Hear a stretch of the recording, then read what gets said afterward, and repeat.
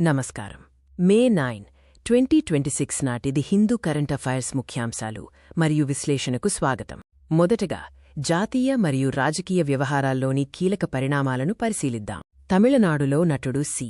Joseph Vijay party అయిన Tamilaga Vetri Kazhagam TVK ప్రభుత్వం ఏర్పాటు దిశగా అడుగులు వేస్తోంది.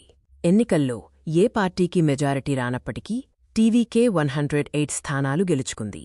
కాంగ్రెస్, సిపిఐ, సిపిఐఎం పార్టీల నుండి బేషరతు మద్దతు లభించింది. వీసీకే మద్దతుతో మ్యాజిక్ ఫిగర్ దాటే అవకాశం ఉంది. అయితే ఏఎంఎంకే ఎమ్మెల్యే మద్దతుపై నకిలీ లేఖ ఆరోపణలు వెలుగులోకి వచ్చాయి. బెంగాల్లో తృణమూల్ కాంగ్రెస్ టీఎంసీ 15 ఏళ్ల పాలనకు ముగింపు పలుకుతూ బీజేపీ చారిత్రాత్మక విజయం సాధించింది.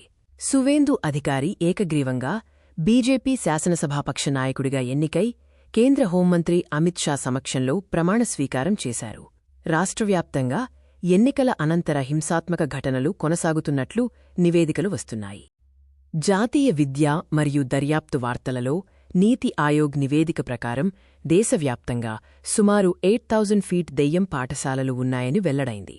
పంజాబ్ మంత్రి సంజీవ్ అరోరాపై ఎన్ఫోర్స్మెంట్ డైరెక్టరేట్ మనీ లాండరింగ్ దర్యాప్తులో భాగంగా సోదాలు నిర్వహించింది.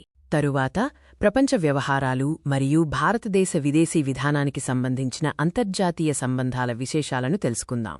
భారత్, వియత్నాంలు తమ వ్యూహాత్మక సంబంధాలను పెంపొందించుకోవడానికి సిద్ధమయ్యాయి. ప్రధాని మోదీ న్యూఢిల్లీలో వియత్నాం అధ్యక్షుడు టో లామ్తో సమావేశమై 2030 నాటికి $25 బిలియన్ల ద్వైపాక్షిక వాణిజ్య లక్ష్యాన్ని నిర్దేశించారు. డిజిటల్ టెక్నాలజీలు, రక్షణ, సముద్ర వ్యవహారాలపై 13 కీలక ఒప్పందాలు కుదిరాయి. ప్రపంచ రాజకీయ పరిణామాల్లో ఇరాన్, ఇజ్రాయెల్ ఉద్రిక్తతలు కొనసాగుతున్నాయి. యూకే స్థానిక ఎన్నికల ఫలితాల్లో ప్రధాని కీర్ స్టార్మర్ లేబర్ పార్టీకి ఎదురుదెబ్బ తగిలింది. రిఫార్మ్ యూకే పార్టీ లాభపడింది. సొంత పార్టీ నేతల రాజీనామా డిమాండ్ను స్టార్మర్ తోసిపుచ్చారు. ఇప్పుడు ఆరోగ్యం మరియు క్రీడల రంగాల్లోని గ్లోబల్ హెల్త్ అలర్ట్స్ మరియు క్రీడా విశేషాలపై దృష్టి సారిద్దాం. పశ్చిమ ఆఫ్రికా తీరంలోని క్రూయిజ్ షిప్లో యాండీస్ స్ట్రెయిన్ హంటావైరస్ వ్యాప్తిపై WHO హెచ్చరిక జారీ చేసింది. ఈ వైరస్ వల్ల 3 మృతి చెందారు. స్థానిక లాజిస్టికల్ కారణాల వల్ల IPL 2026 ఫైనల్ వేదికను బెంగళూరు నుండి అహ్మదాబాద్కు మార్చారు.